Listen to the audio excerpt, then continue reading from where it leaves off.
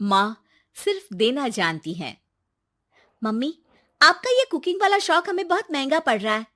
घर में सब कुक के हाथ का बना खाना खाते हैं, फिर भी आप अलग से खाना फेंकने के लिए क्यों बनाती हो? पता भी है कि इस तरह कितना पैसा खर्च होता है। अरे पर बहू, मैं तो सब रोहित के पसंद का खाना बनाती हूँ। मम्मी, वो सब मुझे बचपन में।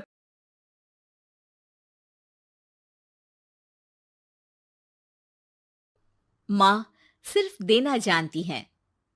मम्मी, आपका ये कुकिंग वाला शौक हमें बहुत महंगा पड़ रहा है। घर में सब कुक के हाथ का बना खाना खाते हैं, फिर भी आप अलग से खाना फेंकने के लिए क्यों बनाती हो? पता भी है कि इस तरह कितना पैसा खर्च होता है। अरे पर बहू, मैं तो सब रोहित के पसंद का खाना बनाती हूँ। मम्मी, वो सब मुझे बचपन में पसंद था। अब इतना तेल खिलाकर बीमार करोगी क्या? वैसे भी मैं पूरा समय कभी क्लाइंट तो कभी बॉस के साथ मीटिंग में रहता हूँ। इसलिए आप अपनी बर्बादी को मेरा नाम तो मत ही दीजिएगा।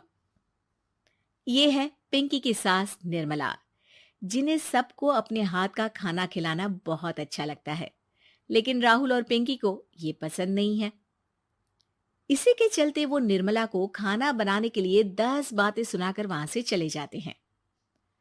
मेरे मन में तो सिर्फ अपने बच्चों के लिए प्यार है, पर शायद अब उन्हें मेरी जरूरत नहीं है। मुझे गांव वापस चले जाना चाहिए। जहां एक तरफ निर्मला दोबारा गांव जाने के बारे में सोच रही होती है, वहीं उसका पोता परम अपनी दादी के शौक को प्रोफेशन में बदलने का आइडिया सोच रहा होता है। अगली सुबह निर्मला गांव वापस जाने के लिए कपड़े पैक कर ही रही होती है कि परम फोन लेकर दादी के पास पहुंचता है। दादी, आप कहीं नहीं जाओगी? अरे नहीं बेटा, मेरा गांव चले जाना ही ठीक रहेगा। इससे तुम्हारे मम्मी पापा की सारी दिक्कतें भी खत्म हो जाएगी। दादी, वो तो ना आपके आने से पहले कम थी और ना ही आपके जाने से खत्म होगी। उन्हें हमेशा पैसों की टेंशन में ही रहना है। मेरे पास आपको यहाँ रोकने का आइडिया है।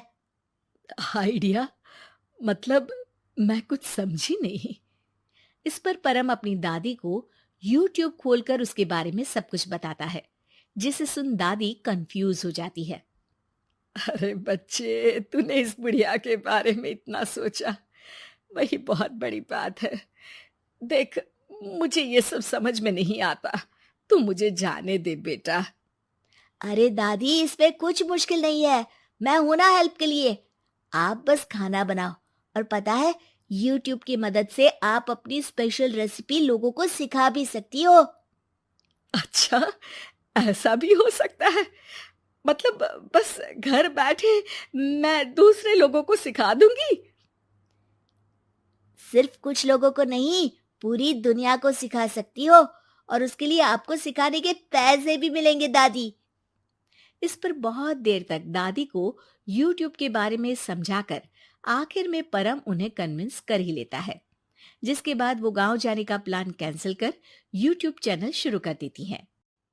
हमने ये शुरू तो कर दिया, पर इससे कहीं रोहित और पिंकी को दिक्कत ना हो बेटा। दादी, वो आपके बारे में नहीं सोचते तो आप क्यों उनके बारे में इतना सोच रही हो? इसके बाद दादी पोता मिलकर खाने की वीडियो और साथ ही उनके ट्यूटोरियल की वीडियो बनाकर उन्हें यूट्यूब चैनल पर अपलोड करने लगते हैं। सब खुशी से चल रहा होता है कि कुछ हफ्तों में ही पिंकी को इसकी खबर हो जाती है। हमारी पीठ पीछे घर में ये सब क्या चल रहा है? अरे मम्मी, आपको तो अपना टाइम पास करना है, पर उसमें मेरे बेटे का फ्यूचर क्यों खराब कर रही हो? पढ़ाई के टाइम आपके साथ किचन में लगा रहेगा तो फेल ही हो जाएगा ना। वैसे इस YouTube वाले के शौक के लिए आप जो फैंसी डिशेस बना रही हो, उसके पैसे कहाँ से आ रहे हैं? मम्मी, आपको हमेशा पैसों की चिंता ही क्यों लगी रहती है? और रही बात मेरी पढ़ाई की, तो आपसे ज्यादा दादी को उसकी चिंता है। इसीलिए मेरी पढ़ाई के बाद ही वो ये काम करती है। परम, अपनी मम्मी से बात करने का ये कौन सा तरीका है?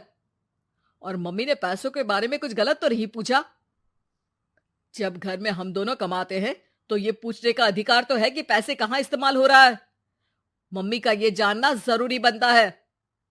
पापा, आप अपनी मम्मी से कैसे बात करते हो? ये तो मैं देख ही रहा हूँ। तो आपके मुंह से ये बातें तो अच्छी नहीं लगती। और रही बात पैसों की, तो आप दोनों हर समय मुझसे दूर रहने की कंपेंसेशन में जो पॉकेट मनी देते हो ना, हम उसी से ये सब कर रहे हैं। इस पर परम अपनी दादी को लेकर वहां से चला जाता है, जिसके बाद पिंकी और रोहित यूट्यूब चैनल बंद करवाने की बहुत कोशिश करते हैं, लेकिन परम ऐसा होने नहीं देता। इसी तरह महीने बीत जाते हैं, पर चैनल का कुछ खास ग्रोथ ना देखकर निर्मला निराश हो जाती है। हम इतनी मेहनत करते हैं, फिर भी आज तक मैं तेरा 1 रुपया भी वापस नहीं कर पाई। अब तो रोहित ने तुझे पैसे देने भी बंद कर दिए और तेरी सारी सेविंग्स भी खत्म होने को आई है। बेटा, मुझे लगता है कि हमें ये सब बंद कर देना चाहिए। दादी, यूट्यूब चलने में मेहनत के साथ ढेर सारा सब्र भी लगता है। देखना, कुछ महीनों में सब सिर्फ आपको ही देखेंगे, और अगर फिर भी कुछ नहीं हुआ तो बंद कर देंगे। परम की बात से दादी मान जाती हैं और वो अपना काम जारी रखते हैं। अगले ही महीने पूरी दुनिया में लॉकडाउन लग जाता है, जिसमें सब घर में तो बंद हो जाते हैं, लेकिन साथ ही पिंकी की जॉब चली जाती है और रोहित के ऑफिस में भी ज्यादा अच्छे हाल नहीं होते।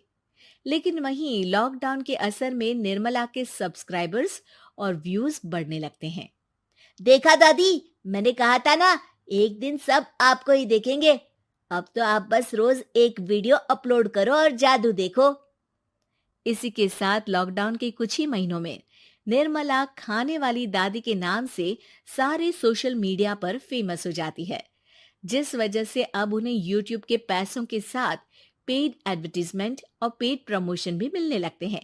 उन्हीं पैसों की मदद से निर्मला अब बेटे बहू की नौकरी ना होने पर घर का खर्चा भी चलाने लगती हैं, जिसे देख रोहित और पिंकी को भी अपनी गलती का एहसास होता है और वो सब मिलकर निर्मला को सपोर्ट करने लगते हैं।